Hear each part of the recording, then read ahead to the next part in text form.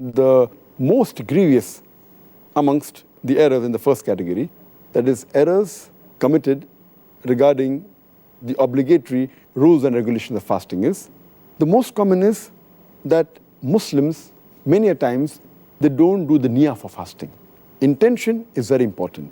Without niyyah, without intention, the fasting is not accepted. So making intention is obligatory. The second error is that many a times, Muslims, even after the Fajr Azan has started, yet they continue eating. And they think that the end of Suhur time is only at the end of the Fajr Azan. In fact, the moment the Fajr Azan starts, the moment the beginning of dawn starts, the Suhur time ends. So this is error which normally nullifies or invalidates the fast.